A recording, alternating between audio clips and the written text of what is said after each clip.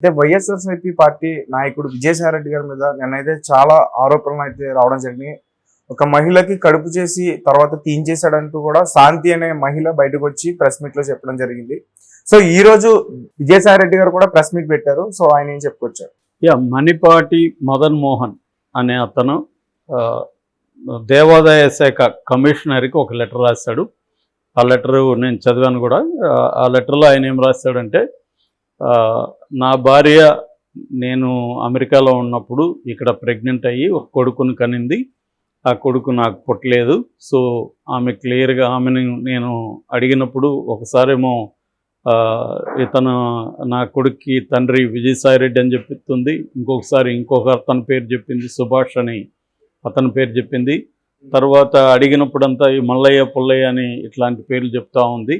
So ఆమె క్లియర్గా రంకు చేసి ఎవరితోనో బిడ్డనిగనింది, దీని మీద మీరు చర్య తీసుకోగలరు అని దేవాదాయ శాఖ కమిషనర్కి ఈ మదన్ మోహన్ అనే అతను లెటర్ రాశాడు. ఇది ఇప్పుడు ఈ లెటరు మరి మీడియాకి ఎలా వెళ్ళిందో తెలియదు, కానీ ముఖ్యంగా తెలుగుదేశం మీడియా దీన్ని విపరీతంగా హైప్ చేస్తుంది, విపరీతంగా ప్రచారం చేసి కథనాలుగా చేసి, దాంతోపాటు ఈమె పేరు శాంతి కలింగిరి, ఈమె ఎరుకుల ఎస్టీ కులము. సో ఇతను కూడా బంధువే అని చెప్తున్నారు, ఈ హస్బెండ్ అని చెప్పుకుంటున్న అతను. సో దీంతో విజయసాయి రెడ్డి ఇన్వాల్వ్ అయ్యేసరికి తెలుగుదేశం వాళ్ళు ఒక్కసారిగా దీన్ని పెద్ద ఎత్తున బ్లోఅప్ చేశారు. దాంతోపాటు ఆమె గతంలో విజయసాయి రెడ్డి ట్వీట్ల కింద కామెంట్లు చేస్తుంటే దాన్ని కూడా వైరల్ చేశారు. అంటే విజయసాయి రెడ్డికి ఈమెకి లింక్ ఉందని చెప్పడానికి ఆ కామెంట్లను తీసుకొని పట్టుకున్నారు. దాని తర్వాత ఈమె అవినీతి పరురాలని గతంలో ఆంధ్రజ్యోతిలో కథనాలు వచ్చాయని చెప్తున్నారు. వాటిని మళ్ళీ తీసుకొచ్చి ఈమె వైసీపీ నాయకులతో కలిసి అవినీతి చేసింది, అసలు ఈమెను పెట్టిందే విజయసాయి రెడ్డి తీసుకొచ్చి అని. ఈమె ఎవరంటే ఎన్టీఆర్ జిల్లా దేవాదాయ శాఖకి అంటే ఎండోమెంట్ డిపార్ట్మెంట్లో అసిస్టెంట్ కమిషనర్గా ఉందన్నమాట.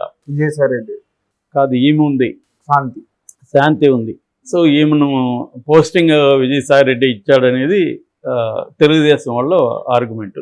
సో ఓవరాల్గా ఏంటంటే విజయసాయి రెడ్డి ఈమెతో బిడ్డను కన్నాడు అక్రమంగా, ఈమెకు భర్త ఉండగా భర్త అమెరికాలో ఉన్నప్పుడు కన్నాడు అని మదన్ మోహన్ వాళ్ళ భర్త పేరు. అతను ఏం చెప్తున్నా అంటే, నేను 2022 ఇయర్లో అమెరికాలో ఉన్నాను, ఆ మొత్తం జనవరిలో వెళ్ళి సంవత్సరం అంతా అక్కడే ఉన్నాను. ఆ టైంలో ఈమెకి జూలై ప్రాంతంలో ప్రెగ్నెంట్ అని నాకు తెలిసింది. దాని తర్వాత 23 జూలైలో ఈమె బిడ్డను కన్నది. సో నేను అమెరికాలో ఉన్నప్పుడు ఈమె ఎవరితో కనింది అనేది అతని ఇది. సో దీన్ని మామూలుగా అయితే ఏం చేయాలి మీడియా, ఆమెను అడగాలి, ఇట్లా లేఖ లీక్ అయింది మీరు ఏంటని ఆమెను అడగాలి, విజయసాయి రెడ్డిని కూడా అడగాలి. కానీ అవి ఇవాళ మనం చూస్తున్నాం కదా, మనకు న్యూస్ దొరకడమే, సెన్సేషన్ న్యూస్ దొరకడమే ఎక్కువ అన్నట్టుగా జస్ట్ న్యూస్ రాగానే అందరూ వేసేస్తారు. ఎవరు చెక్కి చేసుకునే పరిస్థితి ఎవరికి ఉండదు. ఎందుకంటే ఇవాళ ఉన్న మీడియా మోడల్ అది, కాంపిటీషన్ ఎక్కువ ఉంటుంది కాబట్టి అది ఒకటి. రెండోది ఇక్కడ ఏంటంటే రాజకీయాలు ఆంధ్రప్రదేశ్లో ఎలా ఉంటాయో మనకు తెలుసు. ఏమాత్రం చిన్న సందు దొరికినా వైసీపీ వాళ్ళని బదనాం చేయాలనేది వాళ్ళు తెలుగుదేశం చూస్తుంది, వాళ్ళు కాదు ఎప్పటి నుంచో. అలాగే తెలుగుదేశం వాళ్ళు ఏదన్నా దొరికితే బదనాం చేయాలని వైసీపీ చూస్తుంది. సో అందువల్ల ఇది విజయసాయి రెడ్డి ఇంపార్టెంట్ నాయకుడు కాబట్టి అతని విషయం ఇప్పటివరకు ఆయనకి ఇటువంటి ఆరోపణలు అతని మీద రాలేదు. వేరే రకమైన ఆరోపణలు వచ్చి ఉండొచ్చు, కానీ లైంగికంగా అతను, ఎందుకంటే అతనికి 68 ఏళ్ళు, ఇవాళ వెళ్ళి అతను ఎవరికో ప్రెగ్నెంట్ చేశాడంటే అది కొద్దిగా ఆడ్గా ఉంటుంది. సో కానీ వీళ్ళకి అది దొరికేసరికి దీన్ని విపరీతంగా కుమ్మేస్తారు. సో ఇక్కడ ఏంటంటే ఆమె ఒక స్త్రీకి సంబంధించిన పర్సనల్ విషయం ఇది. నిజానికి ఆమె ఎవరితో అఫేర్ పెట్టుకుంది, ఎవరితో పెట్టింది అనేది ఆమె విషయం. అది ఈవెన్ లీగల్గా కూడా సుప్రీంకోర్టు అనేక సార్లు కాన్సల్టింగ్ అడల్ట్స్ అంటే ఇద్దరు అడల్ట్స్ ఒకరికొకరు నచ్చి వాళ్ళు ఒప్పుకుంటే పరస్పర అంగీకారంతో చేసే సెక్స్ నేరం కాదని సుప్రీంకోర్టు కూడా అనేక సార్లు చెప్పింది. అయినా మనం మీడియా దాన్ని నేరంలాగా చిత్రీకరిస్తున్నాం.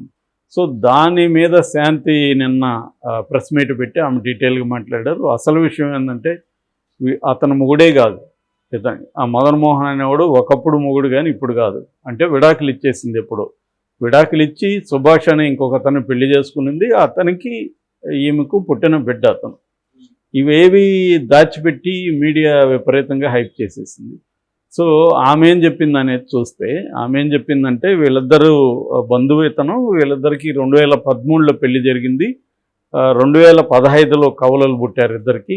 ఆ తర్వాత వీళ్ళకి 2016 నుంచి గొడవలు మొదలైన. కవలలు పుట్టినప్పటి నుంచి ఇతను టార్చర్ చేసేవాడు మదన్ మోహన్. ఈ టార్చర్ నుంచి తప్పించుకోవాలనేది చాలా కష్టమైంది ఆమెకి. ఈ క్రమంలో ఉద్యోగంలో కూడా ఆమెకి పుష్పవర్ధన్ అనే పై అధికారి వేధింపులు మొదలుపెట్టారు లైంగికంగా. ఆ టైంలో ఆమె సుభాష్ అనే ఒక అడ్వకేట్ దగ్గరికి వెళ్ళింది. సుభాష్ ఆమెకి లీగల్గా చాలా హెల్ప్ చేశాడు, మోరల్గా కూడా నిలబడ్డాడు. సో ఈ లోపల భర్తతో విడాకులు ఇచ్చేసింది. విడాకులు ఇచ్చేసిన తర్వాత ఈ సుభాష్ని పెళ్లి చేసుకుంది. సో సుభాష్ పెళ్లి చేసుకున్నాక సుభాష్కి ఈమెకి పుట్టిన బిడ్డ. అంటే లీగల్గా ఆమె తన భర్తతో బిడ్డను కన్నది. ఇది ఎంత ఘోరంగా ఉంది చూస్తే, తన భర్తతో బిడ్డని కంటే ఎవరితోనో బిడ్డని కనడం, విడాకులు ఇచ్చేసిన భర్త వచ్చి ఇప్పుడు చెప్తే దాన్ని మీడియా క్యారీ చేసేసి, సో ఆమె అంటే ఎవరి మీదైనా ఇలాగ మాట్లాడేయచ్చు కదా, ఎవరి మీదైనా కంప్లైంట్ ఇచ్చేయచ్చు, ఎవరి మీదైనా మనం ఎవరినైనా బదనాం చేసేయచ్చు ఇవాళ అనుకుంటే. సో అంత ఘోరంగా తయారైంది. అంటే పొలిటికల్ పార్టీలు ఎలా తయారైనాయంటే, తెలుగుదేశానికి వైసీపీకి తేడా లేదు. తేడా ఉన్నట్టుగా తెలుగుదేశానికి సంబంధించి చాలామంది మాట్లాడుతుంటారు. జగన్ చాలా అరాచకం, వైసీపీ చాలా అరాచకం, చంద్రబాబు విజనరీ, ఇవన్నీ చెప్తుంటారు. ఇదే విజనరీ ఆయన చెప్పాలి మరి. చంద్రబాబు ఆయన విజన్ ఇదేనా అంటే, ఒక గిరిజన మహిళ, ఆమెకి 35 ఏళ్ళు, ఆయనకేమో 68 ఏళ్ళు. సో ఆయనకి ఈయనకి లేని లింకు కలిపేసి వాడేమి రాశాడంటే విజయసాయి రెడ్డికే పుట్టినాడని కూడా రాయలేదు ఆ మదన్ మోహన్ అనే వ్యక్తి. అతనేం రాశాడంటే ఒకసారి విజయసాయి రెడ్డి పేరు చెప్పింది, ఒకసారి సుభాష్ పేరు చెప్పింది, ఒకసారి మల్లయ్య పుల్లయ్య అని రకరకాల పేర్లు చెప్తుందని రాశాడు. దాన్ని అంతా వదిలేసి వాళ్ళకి విజయసాయి రెడ్డి అనే కనబడేసరికి విజయసాయి పేరుని బయట తీసేసి వీళ్ళు ఫోకస్ చేసేసారు. సో ఇది జరిగింది బేసిక్గా. ఆమె నిన్న చాలా ఆవేదనతో ఆమె మాట్లాడుతుంది. సో నన్ను రెండోది ఏంటంటే, అతను 30 కోట్లు డిమాండ్ చేశాడు మాజీ భర్త. సో 30 ఎందుకంటే 100 కోట్లు ఏమి అవినీతి జరిగిందని గతంలో ఆంధ్రజ్యోతి రాసింది, తెలుగుదేశం మీడియా రాసింది. అందుకని 100 కోట్లు నీ దగ్గర ఉంది కదా, నాకు 30 కోట్లు ఇవ్వు, లేకపోతే నిన్ను బయటికి ఎడస్తా అని అతను బెదిరించాడు. దానికి తగినట్టు నేను అసలు అవినీతి చేస్తుంటే కదా నేను 30 కోట్లు 100 కోట్లు నా దగ్గర ఉంటే కదా నేను ఇవ్వడానికి. సో అలాగా అతను బ్లాక్మెయిల్ చేసి నేను ఇవ్వలేదని చెప్పి ఇలాగా చేశాడు. ఇదంతా కూడా తెలుగుదేశం వాళ్ళు అతను కలిసి ప్లాన్ చేశారు. నువ్వు కంప్లైంట్ ఇవ్వు, దాన్ని మేము మీడియాలోకి ఎక్కిస్తాం అనేది ఇదంతా ముందే అవగాహనతో జరిగినట్టు కనిపిస్తూ ఉందనేది చెప్తున్నారు. సో నేను చాలాసార్లు చెప్తుంటాను, ఈ మధ్య ప్రతి వీడియోలో చెప్తున్నా, పొలిటికల్ పార్టీలకి మన దేశంలో ఏ పొలిటికల్ పార్టీకి ఇంకొక పార్టీకి బేసిక్ డిఫరెన్స్ ఏమీ లేదు. అందరూ ఒకటే. వెధవలు అనుకుంటే అందరూ వెధవలే. ఆ పార్టీలో ఉన్నంత మాత్రం మంచోళ్ళు, ఈ పార్టీలో ఉన్నంత మాత్రం చెడ్డోళ్ళు అనేది ఏం లేదు ఇక్కడ. అందుకని మనకి ఇవాళ చూస్తే పొలిటికల్ పార్టీలకు ఎలా మారుతున్నారో కూడా చూస్తున్నాం. ఎవరికేమీ లాయల్టీ అనేది లేదు, పార్టీ లాయల్టీ లేదు, ఇంకా ఐడియాలజీ అనేది అసలు భూతపదం అయిపోయింది. ఎవరికేమి సిద్ధాంతాలు అనేది ఏ పార్టీకి కూడా లేవు.